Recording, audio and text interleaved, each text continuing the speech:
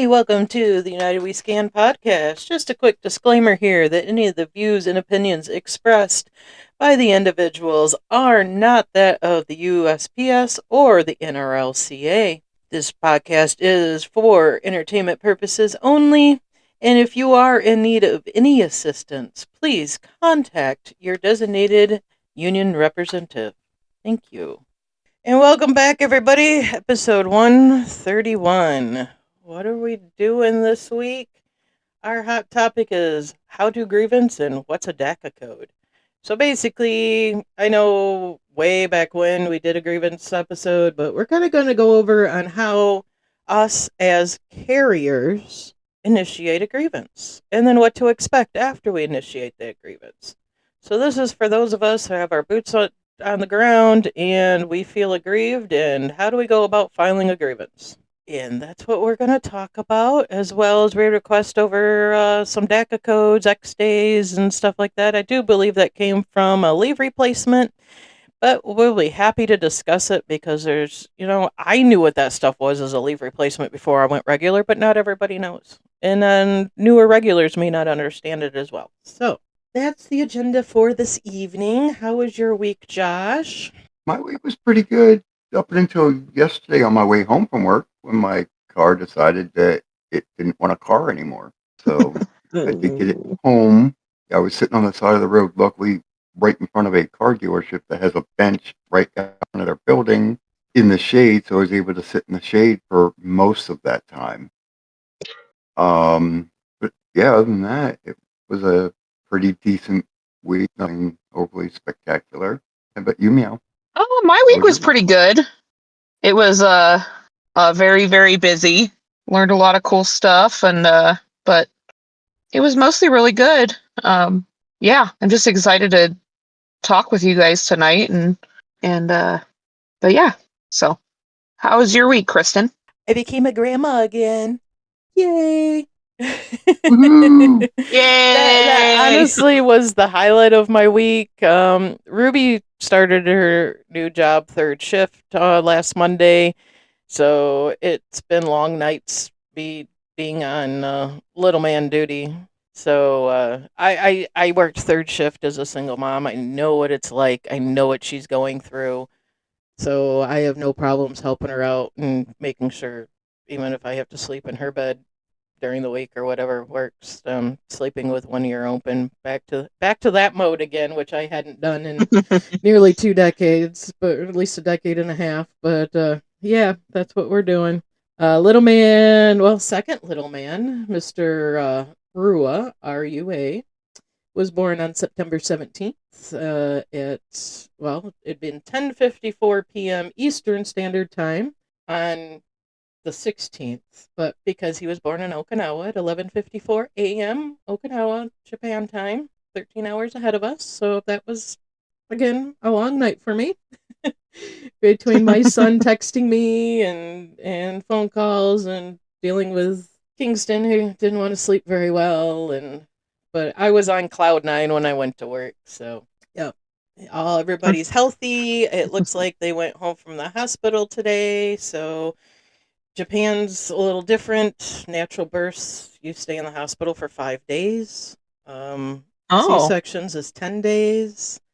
Yeah, it really a lot different. They could only 30-minute window to visit each day, which my son was kind of bummed about. But different countries, different cultures, different standards, different rules. Got to abide by them when you're there. So, but you got to come home, and he is just absolutely gorgeous. I fell in love with him. He is the perfect mixture. I see a lot of my son in him, and of course, his mom and whatnot. So everybody's healthy and good, and I'm a happy grandma who won't get to snuggle this one until probably November. But I just didn't have the extra. congratulations, Thank though. you. Just I didn't have the extra money or the extra leave to fly off to Japan. So Yeah. At least not yet. yeah, exactly. Not this year, anyways. But no, other than that, it wasn't a bad week. I ended up the X day I earned last week. I used on Friday this week to have a 3-day weekend, so I could rest. Again, going back to helping with little man overnights it's rough on grandma too. And Thursday was just the day from, well, you know where. I knew Wednesday when I got back I was having a box holder Thursday. I already knew that. And walked in Thursday morning to the pallet of Medicare books. Fun. Yeah, I love a 10-hour Thursday. I really, really don't. But, we got through it. Yeah, I was exhausted and looked at the schedule and went, hey, can I use my X day tomorrow? Yeah, okay, cool, thanks. Not a problem. Called my son yeah. right then and there, and yep, you're good. Cool. So, We've I, had the pallet of Medicare books sitting for a couple of days now, and they have a bin tag on it.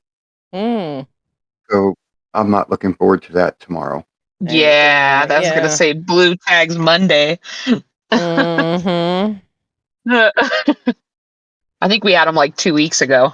Yeah, ours came in Thursday morning, and of course the clerk was like standing there next to the tubs where they sort the pre-sorted bundles, and I just looked at her. I said, "Those aren't all going to fit in the bundles." Next thing you know, their supervisor's coming over, wheeling carts over, going through them, and she's like, "Here, your cart, your hampers in the back with them. Do you want them up here or in the back?" I said, "Leave them in the back. I'll deal with them before I'm ready to go." Yeah, I wasn't casing at them. that point, yeah. No, I was like, oh, how the Yeah, heck am I gonna do this? I have a flats box yeah, holder, I have Medicare, and I figured it out. I just threw the bundles in and stacked them up in order. Opened up a couple of them, threw them in a half tray, set them behind the box holder so I could kind of glance up, see who's got one next. That way I could just grab the box holder at each box and pay attention to the other one. So yeah, it was a long day, but I got through it. Thank goodness Medicare is only once a year. But yep. on that note, Yeah. guys, all right, how do we file a grievance? Well, Well, there's a I couple would say different. before we get into that, Yeah. I just wanted to put a PSA out. I'm sure I got a letter in the mail from the post office with compensation and benefits. I'm sure everyone did, Mm-hmm. which is just a reminder to periodically go onto Postal Ease and check your allotments to make sure they're all good and valid and not fraudulent. Yep. So I just wanted to throw that out there so, in case someone hasn't seen the letter yet. All right. Yeah, and Right? that's good to And do too, because you may have, an allotment that you forgot about, and oh wait, what's this? And you don't need it anymore. Or, yeah, I wait a minute, where did that come from? We had that issue a few years ago before they started doing the multi authenticity thing, where you gotta have your stuff sent to you. Get your security code to your yeah, phone and whatnot, and all that fun stuff. So. Yeah, definitely important. Double check your allotments. To help that open enrollment is also coming up in November. I do believe it was November 10th it starts through December 8th, if I remember right. Yes. Yep. So, yeah, open enrollment coming up. So definitely look that. I'm going to be going. We'll cover that when we get a little bit closer after I get back from Italy. So yeah, again, before we start next week, the 28th, will be our last episode for 2 weeks, and then we'll resume after I get back from Italy. So, but all right, on how to file a grievance. There are actually two different types of grievances that you can file. One is contractual, and one is disciplinary. And how do you go about doing that? Well, according to the NRLCA, and how you would and we're a little different than other crafts. And why I say that, according to them, is the fact that we are different than other crafts. Other crafts, stewards can initiate the grievance for the grievant, whereas us, as rural carriers, we are the ones that are supposed to initiate the grievance ourselves, which many don't realize that, but that is how it is supposed to be done for the rural craft. So, technically, step one is you're supposed to speak to his immediate supervisor within 14 days to try to settle the issue.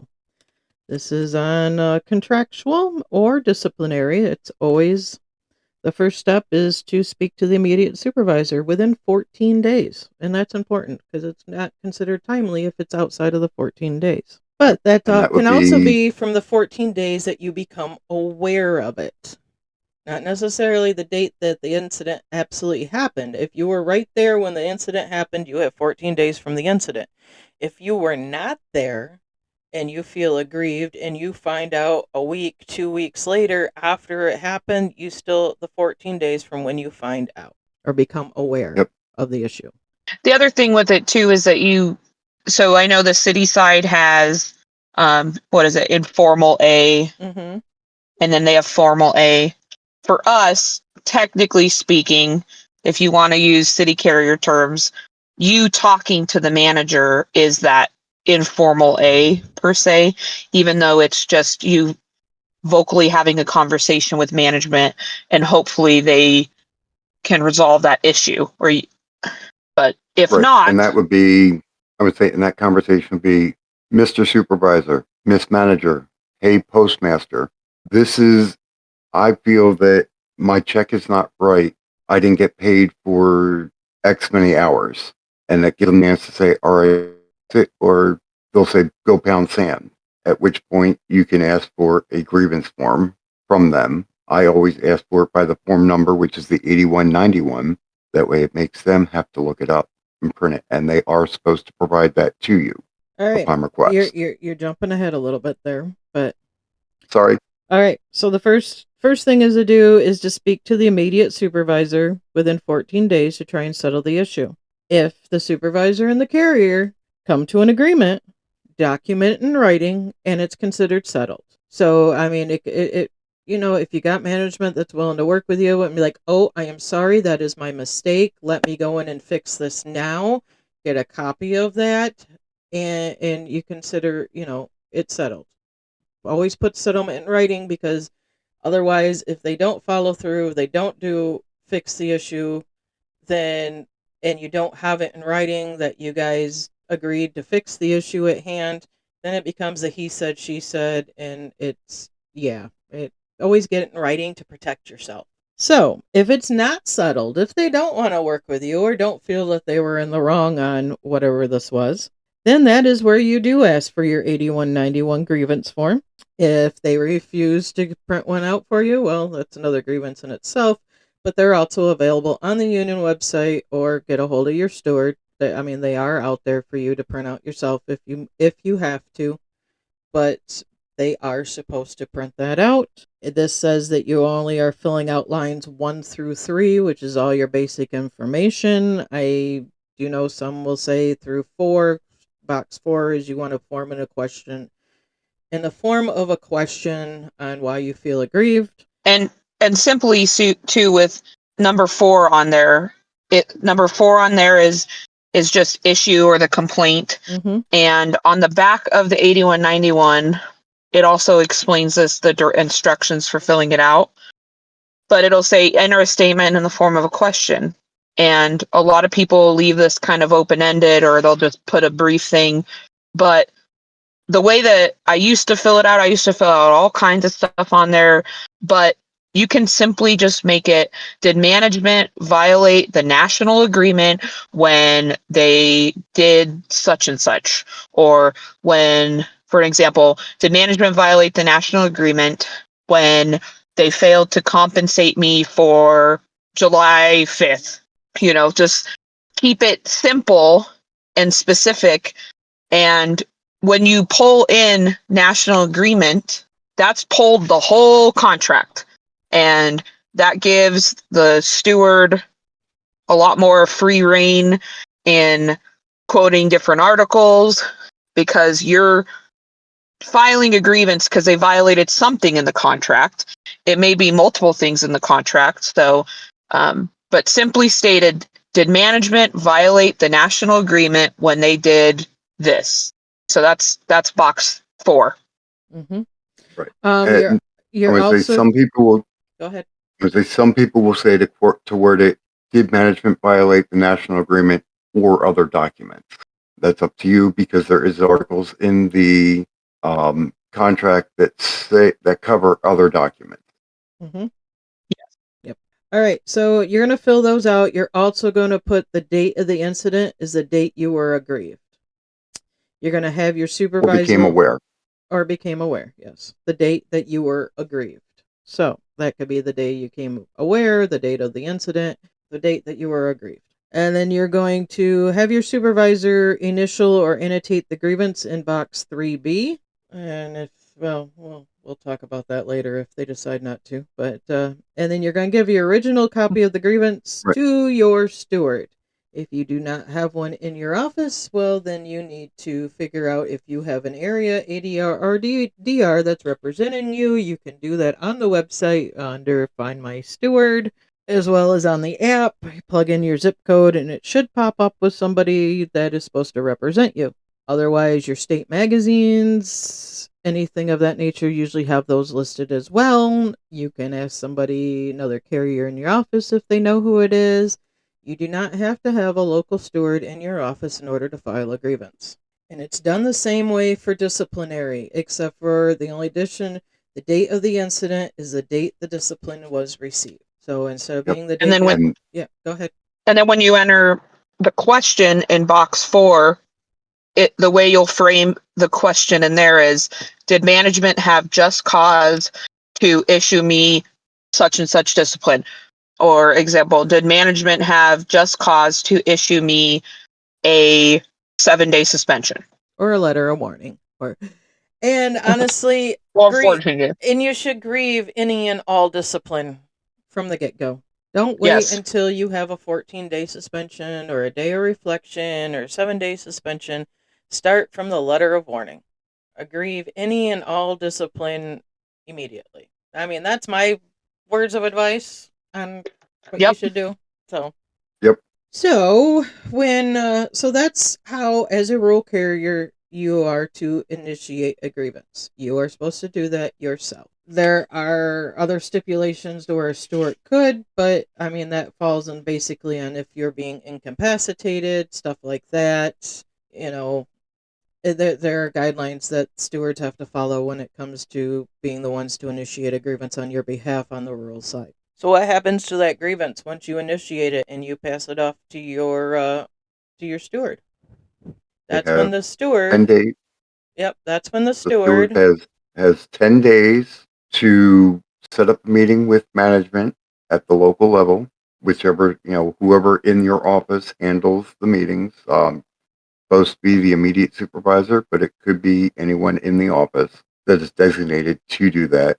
It also gives them their time to do whatever research and pull up what articles of the contract, national agreement, or other ELM or other documents that may be involved in this particular case, to sit down with them and try and work out a settlement, hopefully to make you whole in regards to what the remedy that you're asking for is. I was going to say one other thing before you hand off or mail to the 8191 grievance form. On a separate piece of paper, you want to write out a statement of facts. On this day, I came into work and X, Y, and Z happened. On that day, I was at home, ready and available to work, and I never got the phone call.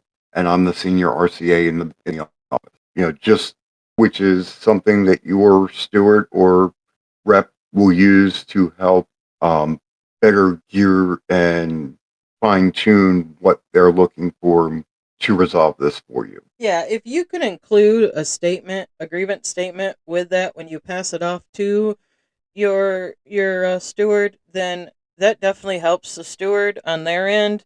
Because otherwise, they're going to get this grievance and they're like, all right, what's going on? Then they're going to have to try and get in contact with you, which takes even more time, especially if you're playing phone tag, which happens because these guys are busy. Whether it's a local steward who's still running a route every day, an area steward who's running a route every day and covering multiple offices in the area, an ADR, whether they're part time or full time, they have a lot on their plate, and so getting them as much information on why you're aggrieved from the get go is best. I mean, that helps them out. It helps you out. It helps the whole process out on having that statement. Even if it's just written on a notebook piece of paper and sent along with it, Mm-hmm. you want something for them to understand why you're aggrieved in this situation. If it's discipline, please send a copy of the discipline along with that to your steward. That way they know exactly what's going on. If you have information pertaining to what happened with this discipline, include all that. That way they're not scratching their head going, all right, what did they do? What's going on? Where am I starting with this? It's, and again, like I said, Right. phone tag, email tag, however it may phase out, that makes it longer and harder on everybody. So the more information you can provide to the steward at the time when turning in the grievance, the better it is for everybody. Right. And that And I statement was that you provide to them is it. I know there's some people who get afraid of retaliation or whatever. You should never be in fear of that, and that's a whole nother issue. But when you write that statement and you give it to your steward with that grievance, it's only a part of the union's file. It won't be seen by management. It's just a union only document. So, and just make sure it's signed, dated, so that you know it's for that grievance. If you're filing multiple grievances, make a different statement for each of those grievances too, so that it helps out that steward, because you might have two grievances about somewhat of the same thing, but it just to not make it as convoluted. Be specific in that statement to that grievance and then versus the other. And also, if you have any witnesses to whatever it is of being aggrieved, something was done, supervisor in the office, and you had several people witness it, and you have people that are willing to write a witness statement, include those as well, too. Again, that's just union privy. Management doesn't see it, so you can tell your witnesses, hey, this is just for the union to help fight this for me. If you're willing to write a statement, that'd be great. Make sure they have it dated and signed. That's part of building that case for the steward in order when they sit down with management to go over it. Yep. I would say the only other thing I would say, if you're able to print off and send a copy of your Form 50. Yeah. Otherwise, Because they're going to request it. they're going to request it. Yeah.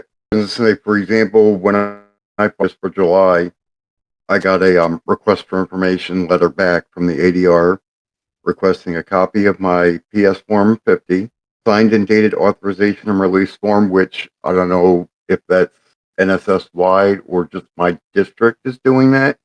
That way they have it in case It's they need everywhere. it. A statement inclusive of why you filed this grievance, and then also requesting time to interview me if necessary. So yeah. So here's a good question. And if the grievance goes nowhere or fails, guess you're SOL. Not necessarily. A grievance doesn't technically go nowhere. There are steps that stewards have to do to withdraw a grievance. It not necessarily becoming SOL for the sheer fact that whether that grievance is settled in your favor or not. I mean, don't get me wrong, we don't win every grievance, unfortunately, but those grievances are kept on record. So if it is building a something, paper trail. yes, it is building a paper trail. I mean, I know I've had grievances that I knew basically for me that I filed was basically to start that paper trail for the future in case this happened again, which, all of our managements are different. We understand that. Some are great, some are not so great. Some can't remember what day of the week or what their own name is, let alone half their job. So starting that paper trail on them, regardless if you win or lose that grievance, having that paper trail is important for the future. All right. And as Corey made arbitration would say, if it's a contractual issue, you file on it, they're already doing it. So what's, the worst thing is it'll come back saying that they're allowed to do it. They can keep doing whatever change they made, procedural change they made. Which, under Article 3 of our contract is management's right to mismanage. So, well, that's not the wording for it, but that's how it is. But, they have the right to manage how they please to get the job done. Yeah. But within the confines of the contract. Yes. Right. Yes. They still have to do within. And then Article 19 is what covers the additional manuals and publications, which could be and the ELM and Yep, which is the ELM. It could be the EL 801, which is Supervisor's Handbook on Safety. Don't ask me how I M38. know that one recently. Yep, the M38, the the F21, the M38, the ELM, the EL 801. I mean, there's PO so 603, yes. Oh, yes, you can file login SOPs, on the PL6. MOUs. Yes, there are so many out there. So that's yeah. There is a lot out there. I know I had somebody comment on where they could buy that, and I'm like, you don't have to buy it. If you're a member of the union, you can get on the website and you have access to all of those. You may Yep. have to dig to find them, but And they are there. Yes, they are. Yes. You and could for the read the domestic mail PO603, manual. Right? the Yeah, PO603 management's supposed to supply one to every case, to every route. yes. Every route should have one. So if you don't have one, hey, maybe you need to be filing a grievance. I don't know, but yeah, there's that. Yeah, it makes me want to go back and check my black book and my case again Right? and see if it's in there because I know Please there's get one one for you. hanging on the bulletin board, but that Mm-hmm. doesn't mean that it's at every case. I mean, I have it Mm-hmm. on my phone, but I can only read half Right. a page at the moment. Yeah. So what happens if when the steward goes to meet on that grievance within that 10 days and it gets denied, what is the next step? Then it will go up to step 2. And then once it goes to step 2, so if the parties are unable to resolve the grievance within 10 days of the step 1 discussion, the step 1 grievance form will be annotated accordingly, and the union may appeal the grievance to step 2 within 7 days thereafter. And then such appeals may include copies of the joint grievance file and the step 2 appeal form. And the parties may extend these time limits as necessary if they're both agreeing to that. And typically, Well, the steward will give. For argument's sake, I'm sorry, I didn't mean to talk over you. I'm going to say for argument's sake, we're going to pretend there's no extensions. Yes. But So yes, they can the steward will mutually agree to extend. And then the steward they will send you a copy of that denied 8191 grievance form, and then you will also get a copy of that step 2 appeal form.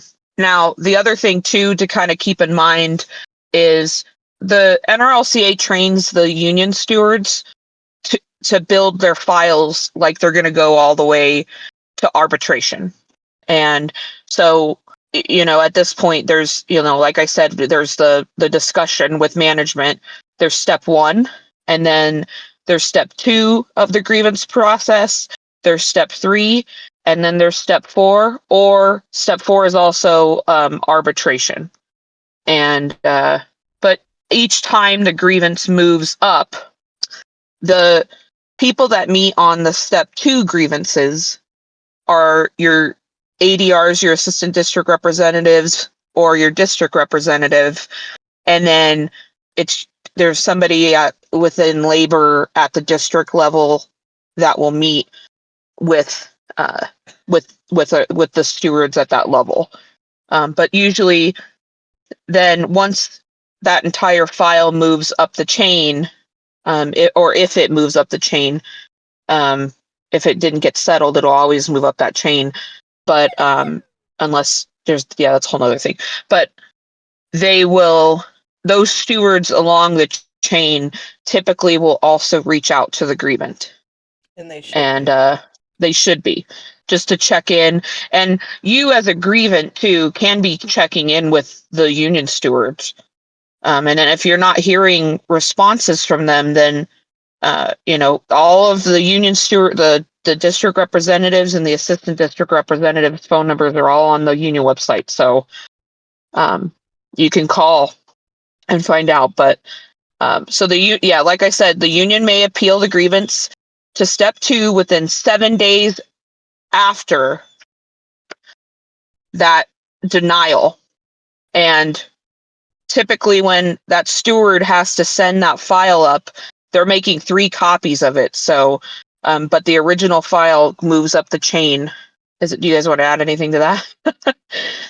I'm going off in the weeds here at all. No, you're fine. No, as Yep. it goes up the chain, if it goes up the chain, yeah, they should be keeping in contact with the grievant as to where it's at. They should be. If they are not, you need to reach out to them. However, they should be keeping you appraised of what is going on with it. Go ahead, Josh. I would say, as Meow mentioned, there's 3 copies. One that stays with the local steward for his files, his or her files. One that goes to management, labor, and then one that goes to the ADR or DR, whoever handles your step 2. And that's the file that's going to have things like your statement in it. It's going to have your steward's going to write up their assessment of the grievance. They're going to make up their own statement that's going to go with it to the union at the step 2. And then step 2 you have 7 days, you said, to appeal it, and I believe it's 10 days for them to meet again once it's received. Where agreement is not reached, the employer's decision shall be furnished to the district representative or designee in writing within 7 days after the step 2 meeting, unless the parties agree to extend the 7-day period. The decision shall include a full statement of the employer's understanding of 1, all relevant facts, 2, the contractual provisions involved, and 3, the detailed reasons for denial of the grievance. The union may appeal an adverse step 2 decision to step 3 within 15 days after receipt of the employer's decision, unless the parties where did it just go? Unless the parties' representatives agree to extend the time for appeal. Any appeal must include copies of 1, the joint grievance file, 2, the employer's written step 2 decision, and 3, the step 3 grievance appeal form. So they have 7 days after, they have 10 days. Right. That's step 2 people. Right. You have 7 days to appeal it up to them, and then they have 10 days to meet. And then if it's still denied at step 2 and is appealed up to step 3, the step 2 person has 7 days to get it to the step 3, up to appeal it to step 3. Yes. So then once it goes, every single time that the grievance moves up the chain, the steward will also send you another copy of the step 2 appeal and the decision of why it moved up the chain. And once it goes up the chain to step 3 is regional. And the NRLCA, I believe, has 4 regional step 3 people that that meet with them. Mm-hmm. And then if step 3, go on. The employers, so then step 3, the meeting of the parties' representatives to discuss the grievance shall be held within 15 days after it has been appealed to step 3. Each party's representative shall be responsible for making certain that all relevant facts and contentions have been developed and considered.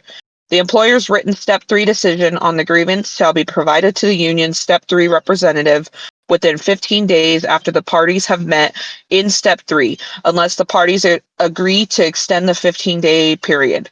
Such decisions shall state the reasons for the decision in detail and shall include a statement of any additional facts and contentions not previously set forth in the record of the grievance as appealed from step 2.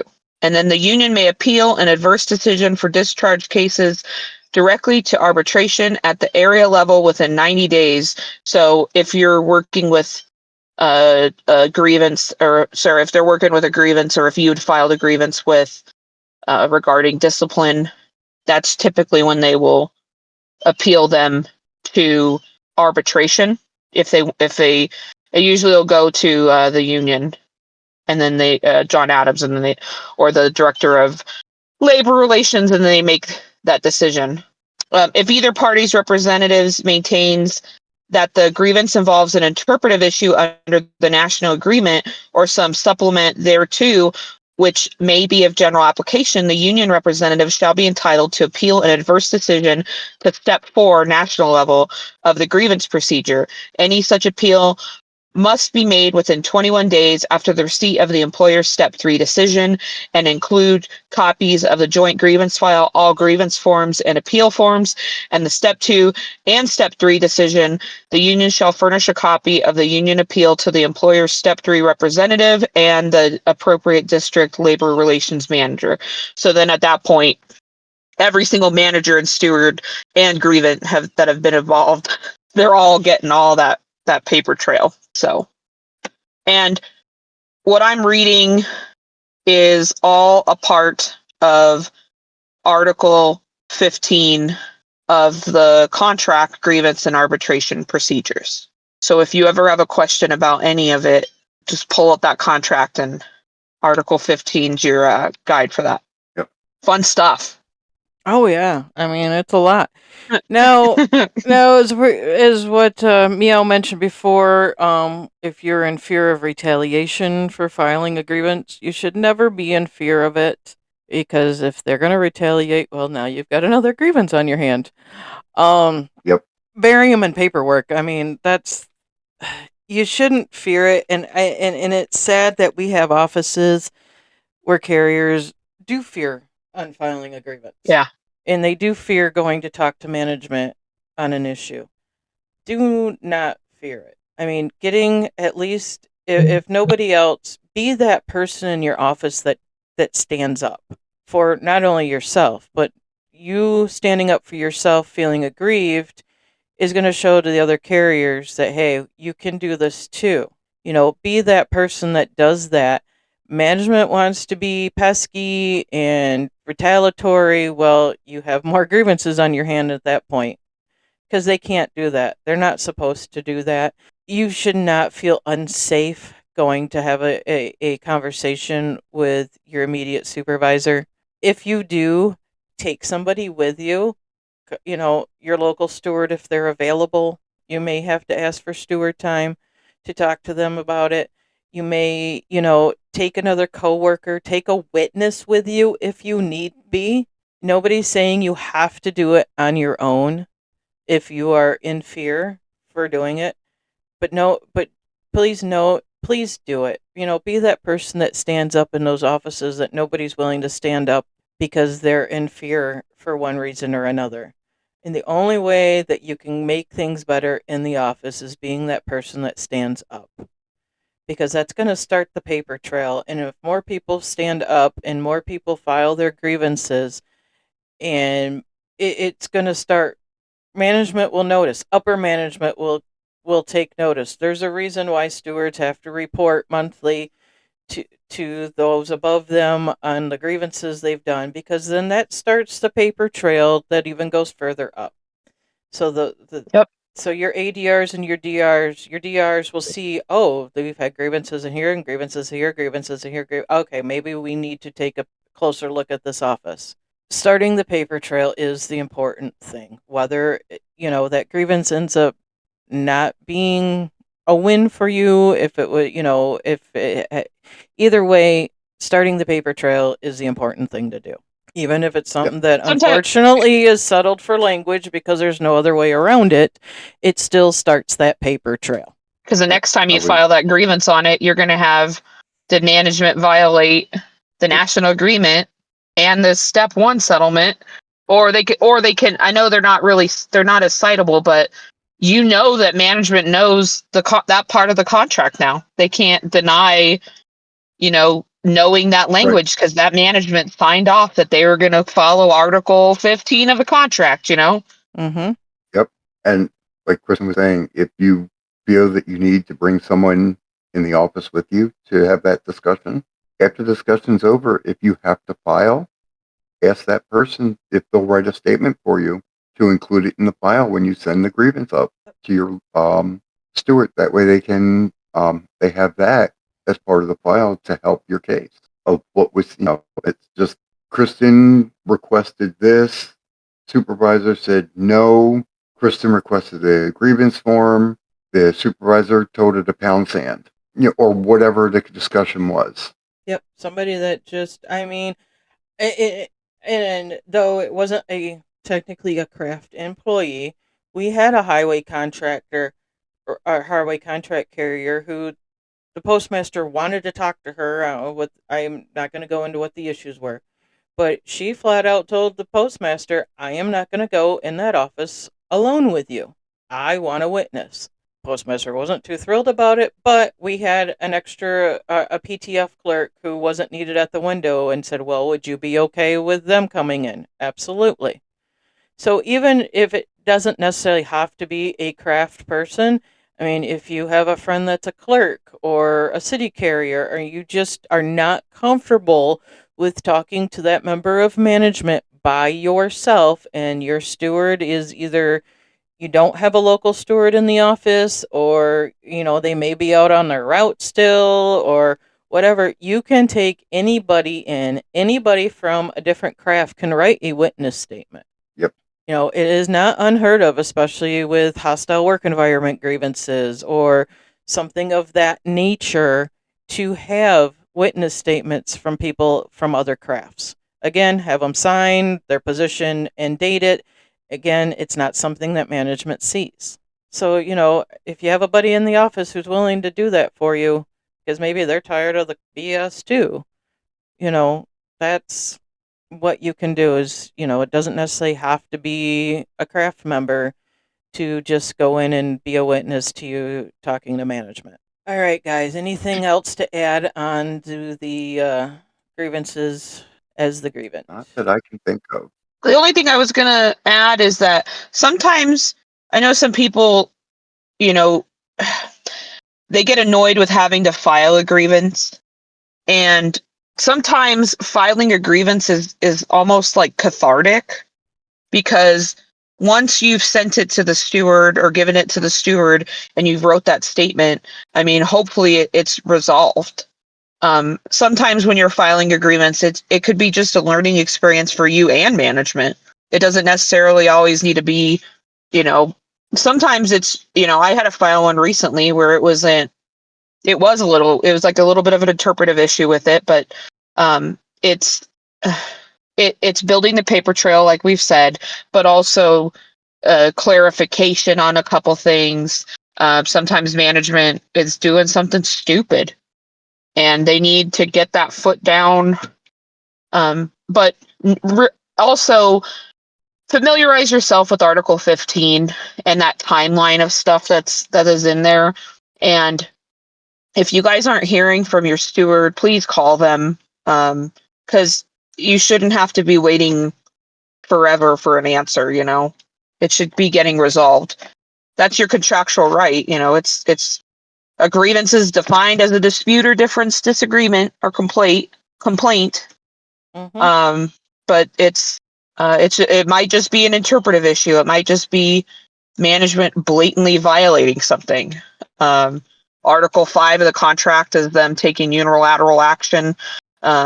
So hence why I say pull in all the whole contract. But and if you ever have any questions about how to file a grievance, or if you're nervous about filing your first grievance, because there's somebody I knew that they filed their first grievance after working for the post office for 20 years, and they were very nervous about having to do it, but they had a legitimate grievance at that when they were filing it. And don't hesitate to ask your steward to help you, or have another person who's filed one help you. It's most of us just want to see the issue resolved so that it doesn't get to that point, but sometimes it has to get to that point and you have to file it. Just fill that top part out, just file it. It's cathartic.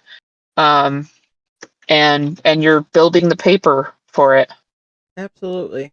As things don't get better unless those of us with our feet on the ground, we start standing up, not only for ourselves, but for others. I mean, you could have a grievance, and if you go and initiate, you may have another carrier in that office with the same grievance, and they see, oh, they initiated, maybe I should too. Well, you get 2 or more people initiating a grievance under the same thing, well, now it becomes a class action.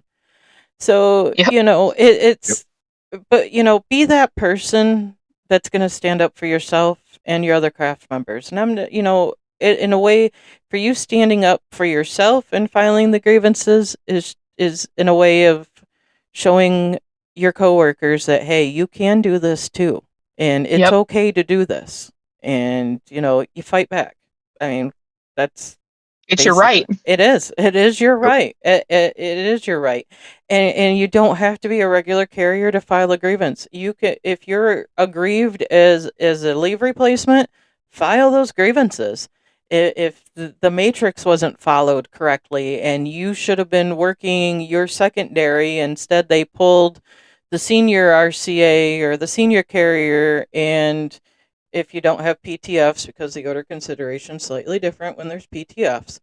But if that route should have been yours that day and they didn't contact you and you sat at home and you came back into work on your next scheduled day and you found out, you can file a grievance on that because you should have been the one to been contacted first. That's if Yep. they didn't contact you. Now, if they tried to contact you and you ignored the phone call, that's on you. Yes. I'm just going to put it out there. That matter of fact, that's on you. So if you saw that they were trying to call you and you didn't want to go to work that day and you just looked at the phone and you ignored that phone call, and then you go in and you discover, Sally Joe ran that route, and you're going to file a grievance. Sorry, honestly, you don't have a grievance at that point because you didn't answer the phone. I mean, I get it. I get it. There are there's many, many, many leave replacements out there that just are happy if they have a day that they're not scheduled and they don't want to answer the phone. I completely understand that. I was an RCA for nearly 9 years. I get what you're coming from. But at that point, you should at least answer it and say, sorry, I'm not available today. That at least covers your behind a little bit better. But if you ignore that phone call or you refuse to work that day, you don't have a grievance. Yeah. But I remember a guy I used to work with as an RCA. They would call him at like 7:30 in the morning, try and get him to come in, and he's like, "Well, I've already been drinking." They're like, "At 7, and you just hear the can in the background."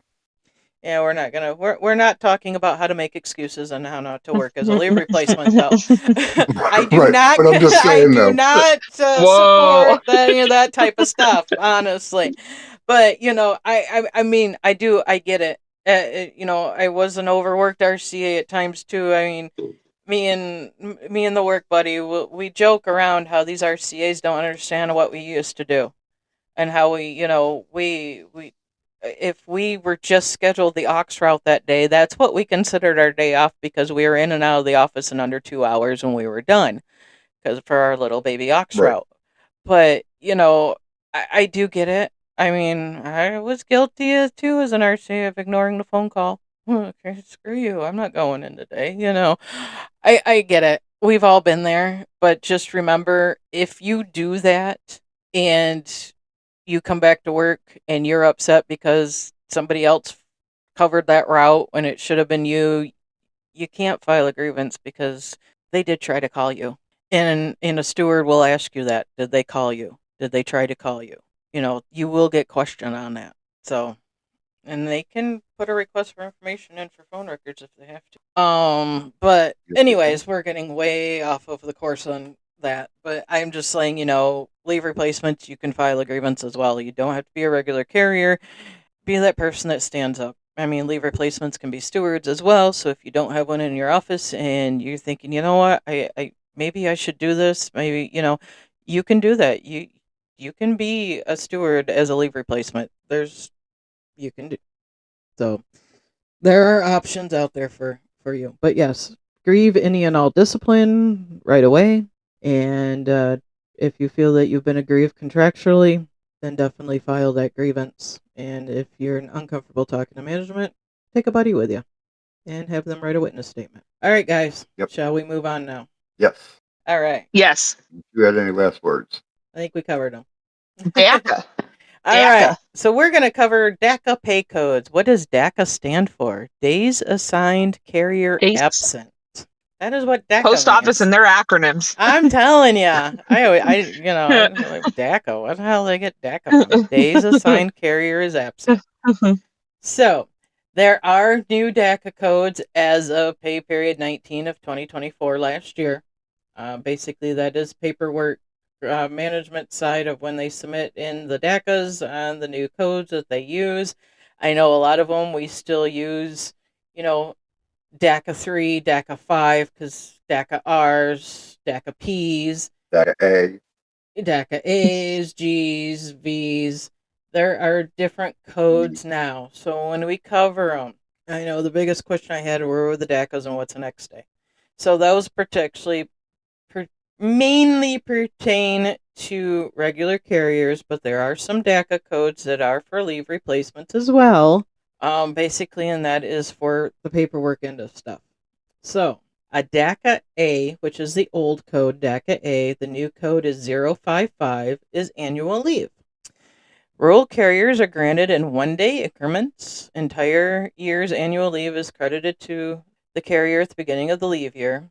Qualified leave replacements, designation 72, 74, 76, 78, and 79. They're granted based on actual work hours on qualifying routes. 72s and 74s take in 8-hour increments. 76, 78, and 79s can take them in 1-hour increments.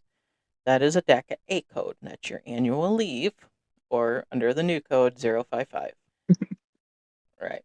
A DACA B as in boy, or DACA code 10105, is a non-rural day, holiday work, regular carrier working in a 204B position on his or her designated holiday. You have a DACA C, which is a continuation of pay, or the new code 071. This is used with an on-the-job injury to pay the carrier the route evaluation for up to 45 calendar days. And this is going in alphabetical order. So there is the DACA D as in dog, or 046, which is donated leave, which must be incapacitated for available postal service duties due to a serious personal health condition, which includes incapacitating pregnancy. So if you received donated leave, it would come up under a DACA D, and if you're using that. Limited duty, which is a DACA E as an elephant, or 101, is an injured on duty and working in limited duty status. A DACA F, as in Frank, or 084, is a full-time union official. Carrier is paid evaluation of the route that day. Leave replacement carries the route. DACA F can also be used for union leave, LWOP, union LWOP, basically. I know when I went to National Convention and had to LWOP 2 days, mine was done under DACA F because I was a delegate paid by the union to be there. A DACA G, as in go, or 028, is annual leave in lieu of holiday pay. Now, this one was effective on President's Day in 2023. Regular carrier who works their holiday at their option may elect to have their annual leave balance credited with 1 day of annual leave in lieu of holiday pay. So, if you have to work your designated holiday and you would rather just have an extra day of annual, then you can do that, but you won't get paid anything different. Any additional pay for working your designated holiday. You just get the annual day added on. Then there is a DACA code 106, does not have a letter affiliated with that, and that's annual leave in lieu of holiday pay. So when you use the annual leave in lieu of holiday pay, they would put it in under code 106. Holiday leave. I was going to say for that one, 106, it says for non-rural work. Yep, non-rural work, yes. So if you're working as a 204B non-rural holiday, okay, so that falls under the 105, 106 thing, yeah. Okay. H is your holiday leave, or 058. So all the regular carriers that receive their holidays, that's what it's coded under for your holiday leave. To get your holiday pay is under the H or the 058 for paperwork purposes. L is a leave without pay, or 060. That's your LWOP granted by management under circumstances. Military leave is a DACA M, or 067, authorized absence for regular carriers from postal duties without loss of pay, time, or performance rating that is granted to employees who are members of the National Guard or reservists of the Armed Forces under provisions of the ELM 517. Military LWOP, which is a DACA N as in Nancy, also a DACA N as in Nancy, but that is a 044 DACA code. So that would be regular carriers in the absence beyond the general military leave allowance is charged to annual leave, or LWOP if the carrier elects not to use annual leave. Now, the old DACA and new 076 is leave replacements, no service. So they use this code for leave earning leave replacements when they are off on a holiday or other non scheduled normal work days. So if it's a holiday, obviously you're a leave replacement. If you're not working that holiday, as in, well, this has leave earning status, so I would say it would be what, designation 74 or 79 at that point. Yeah. Yes, and they're off or on a non-scheduled normal work day.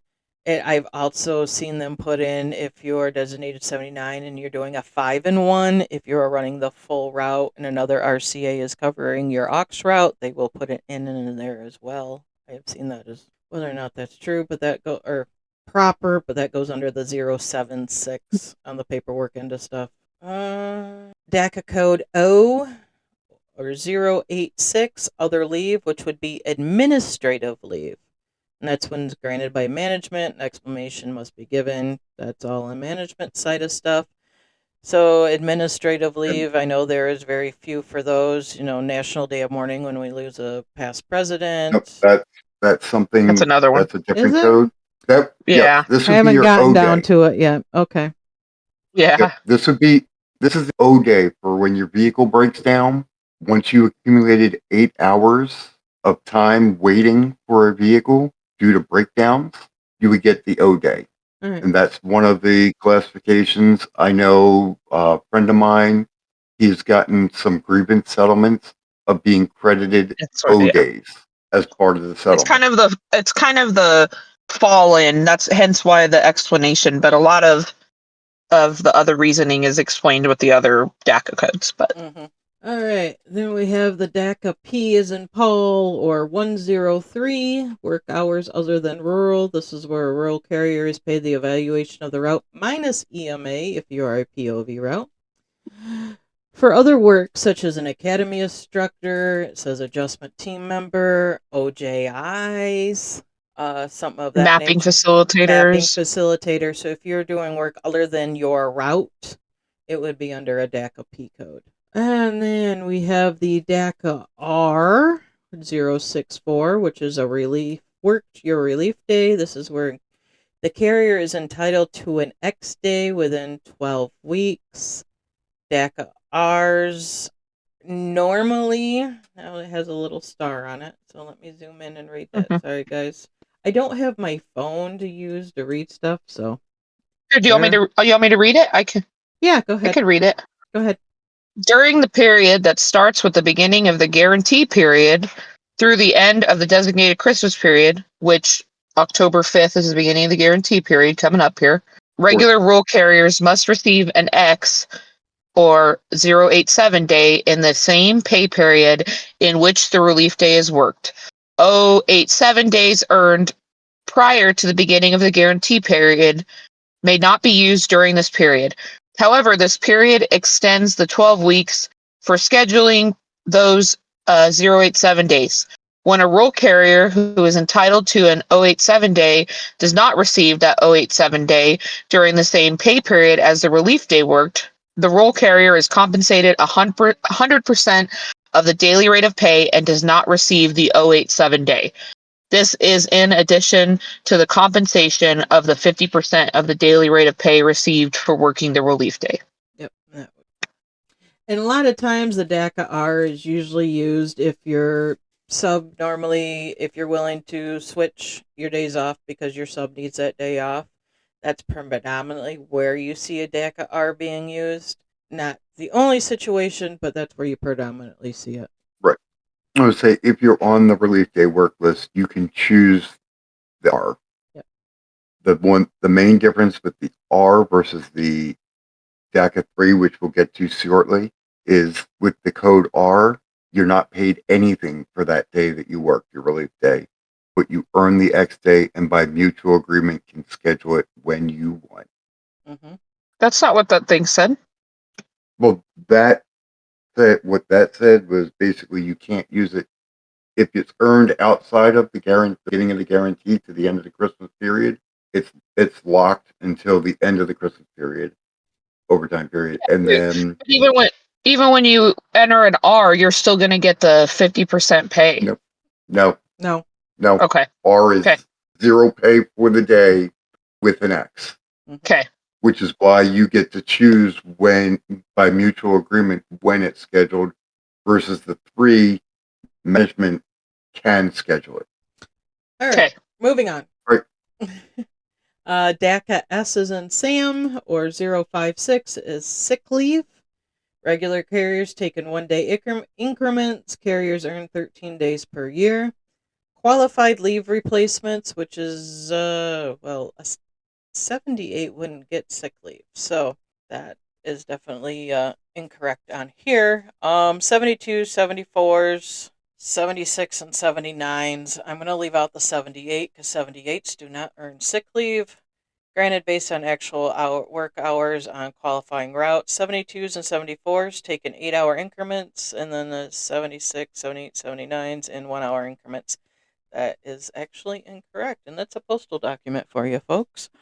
Okay, because 78s don't earn sick 78 leave. was that art. Yeah. And if you were in leave earning status prior as a 74 or 79 and you revert back to a 78, your sick leave actually freezes for 3 years unless you go regular or into a leave earning status again. So, that one is incorrect for 78s and sick leave.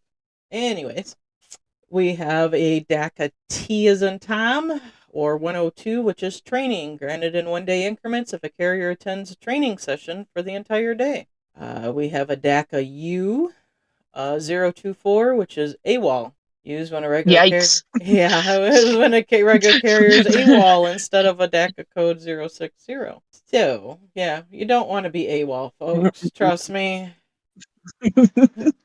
AWOL, I And would that's rather something you have can that grieve if they put I you would in. rather have that leave without pay than be AWOL. Trust me. That's management's way of not being nice, is AWOLing you. Mm. So if you have actually put in leave or put in and got approved LWAP and they AWOL you on that instead, you have a grievance, like we talked in earlier in this episode. Yep. Okay. Or if you call in sick and they put you in for AWOL. Yes, exactly. AWOL is not good for us. No. That's a management thing, and grieve it if they stick you with it, and they shouldn't.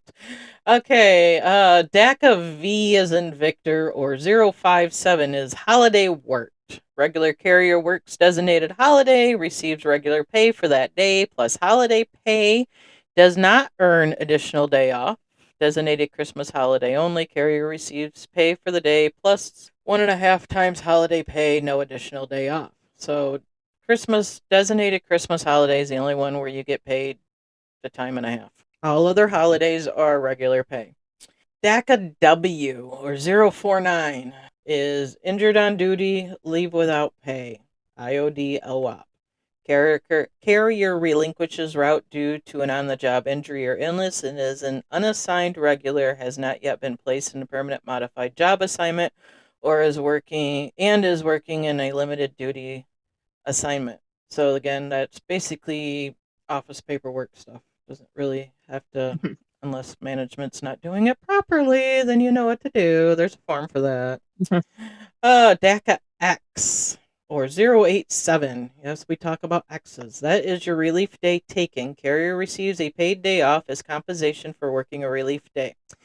So on September 13th, I worked my relief day. I am not on the relief day work list.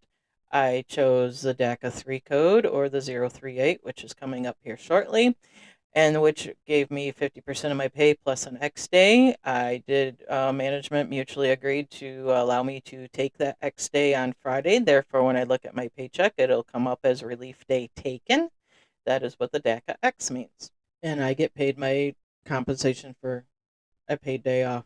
DACA Y, or 104, non-rural relief day work. Carrier works his or her relief day in other than rural delivery. Example, academy trainer, adjustment team, etc. OJIs, I will include in that, etc. I have worked my relief day as an OJI, and you get a DACA Y, which means you earn an X day, not eligible for additional compensation.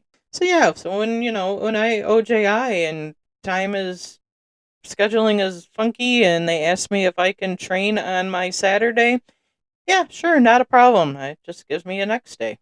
No big deal. Daca Z is in zebra, or 070 is steward duty. So for those regular carriers, or a paid day off after accumulation of 8 hours of authorized local steward time. Leave replacements don't get that because you get paid on a green card as a steward. And then we have DACA 2. And this is where I was coming up with the DACA O, getting a little confused here.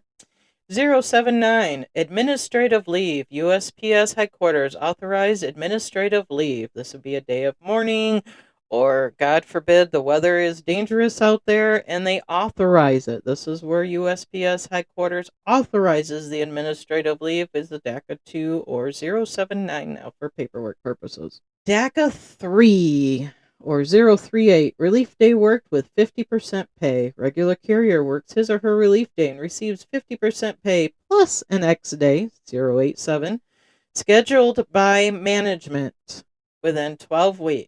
Carriers not on the relief day work list must be paid by a DACA code 3038 when required to work their relief day.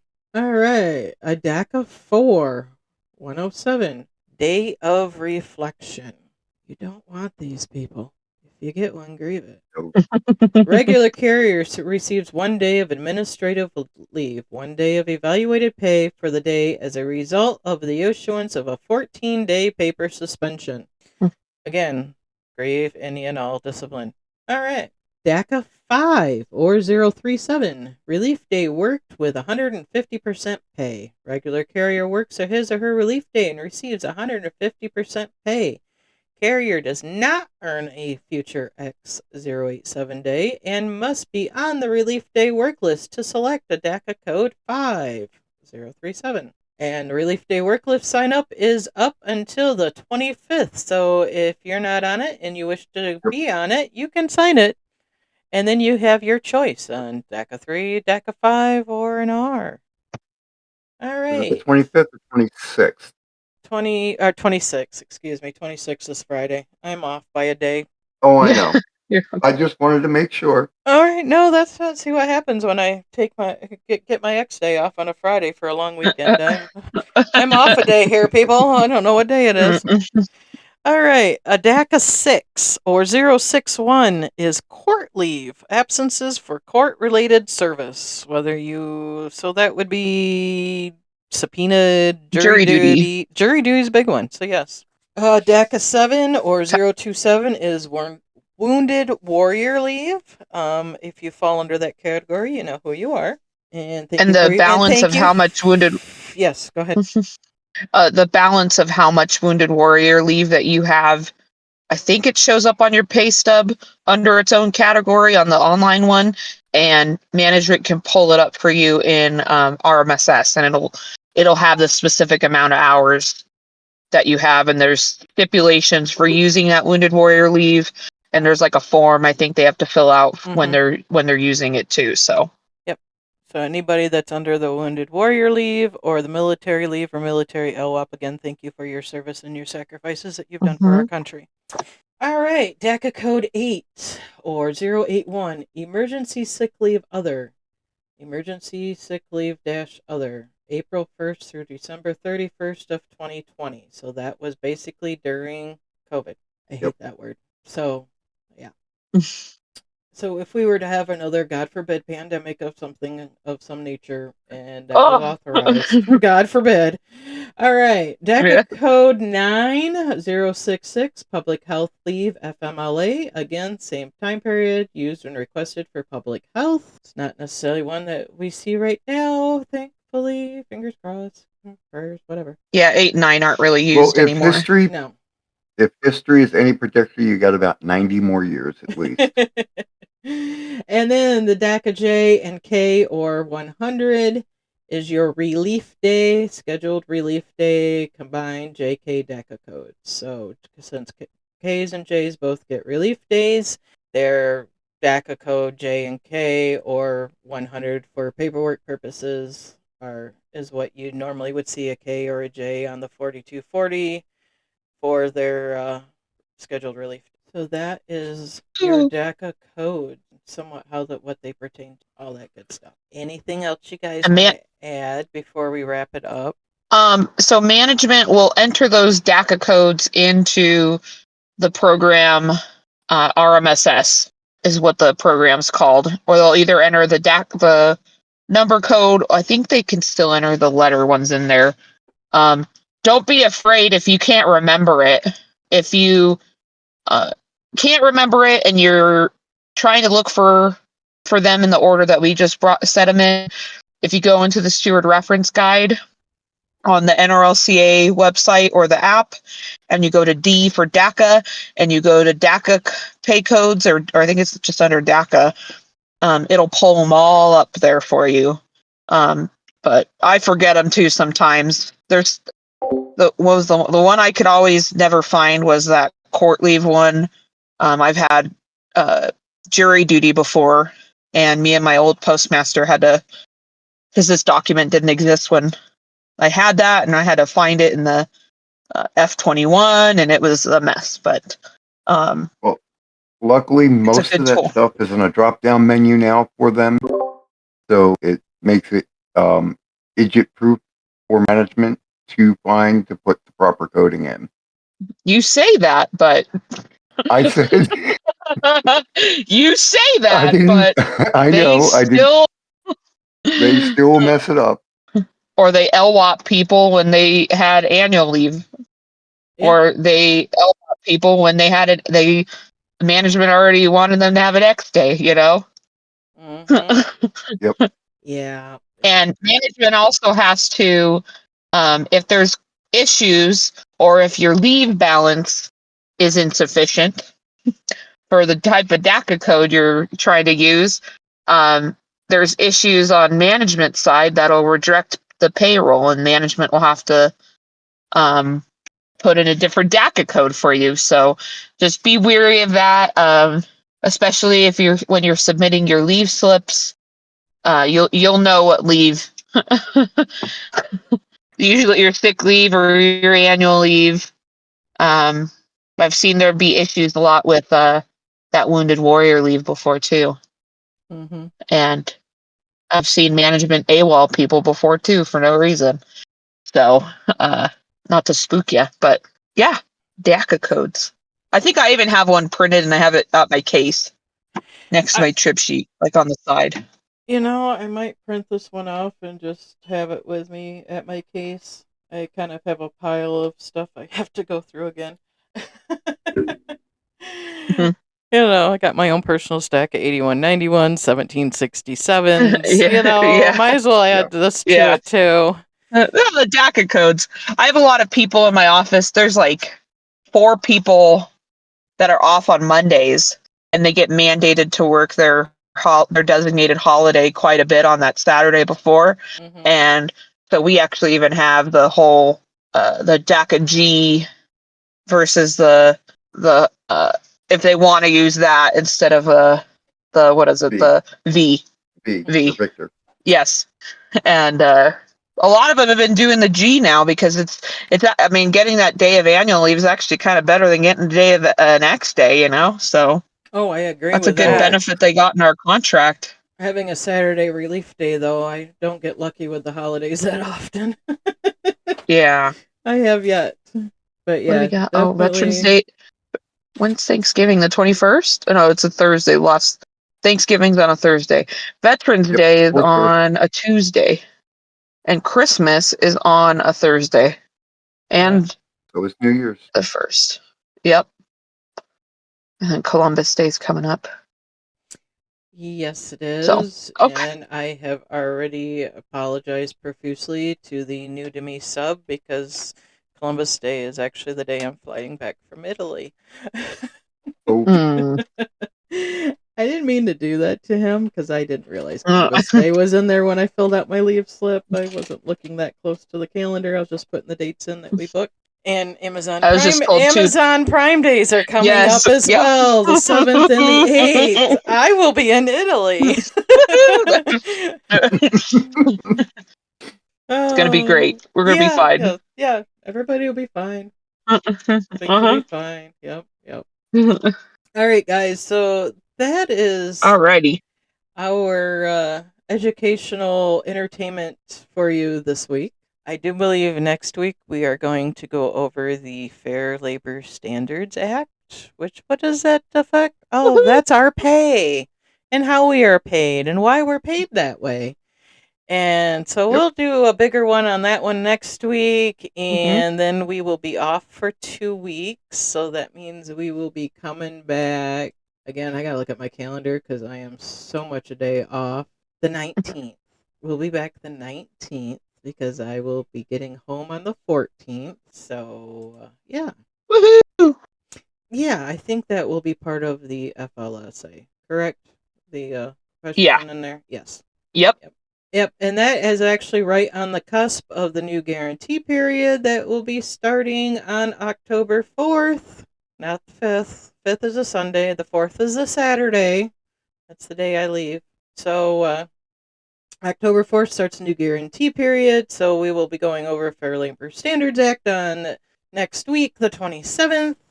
And, yeah, we'll do that. So as we wrap up, your final words for this evening, Josh? Um, well, the weather's still weathering, so bundle up or hydrate.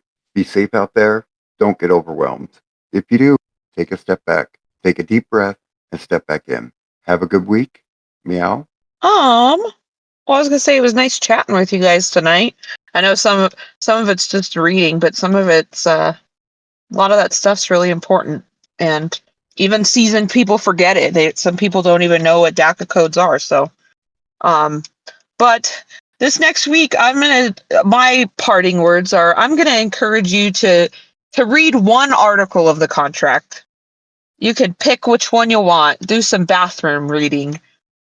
Just as long as I mean, you're listening to this, so you're wanting to educate yourself somewhat, So, but go in and go read like a different article in the contract that you normally don't ever look at. So, but try and stay safe. I'm trying to think of what's the flavor of the month the post office is doing right now, but just be I can tell you safe. my area is earbuds. SPM Yeah. So scams. just yeah, just SPM be scams. Yeah. safe. If you always are treating it like the poom's gonna come in, then when the poom comes in, it's not a big deal. Just do the right thing um, when nobody's looking and uh, be safe. So, Kristen. Thank you guys. Quite a bit of information wrapped up into just over an hour. So, and yeah, and like I said, Meow said, we will, that challenge of reading a article of the contract. If you're doing better by listening to it, there are apps out there that'll read it to you. Have a friend, a child, maybe somebody read it and record it while they read it out loud. And then you can go back and listen to it when the time works for you. And yeah, definitely. That's the best way to educate yourself. Starting with the national agreement is Well, what you can do, uh, really. what I did for like my state constitution, I downloaded the PDF and opened it in Word on my phone, and it has the option to read out loud. Mm-hmm. The only problem with that is you have to find where your start and stop point is because you can't pause it. Once you leave it, it'll when you come back in, it'll start from the beginning again. Yeah, but But there at are, least it's something. there are the several ways to, educate yourself. If you're one of those that likes your bath time But reading, your bathroom reading, your bedtime reading, your, taking your lunch break reading or something, that you can do that. If you're one that does better listening to it, like I said, there's apps out there that can read it, download it however you wish. It is available on the national website. I knew the new updated one for the current one that was recently ratified is not quite up there yet. Hopefully soon we'll get that. I know the other one is still there. Otherwise, reach out to somebody that can get you a copy if you need be. But it is definitely available on the website. But yeah, definitely stay safe out there, guys, this week. Weather is kind of all over depending on what part of the country you live in. whether it's still hot or you're starting to cool off. We got rain, like the fall rain coming in. So take care of yourselves. Stay hydrated regardless of the weather. That is important. Whether it's cold out or hot out, always stay hydrated the best that you can.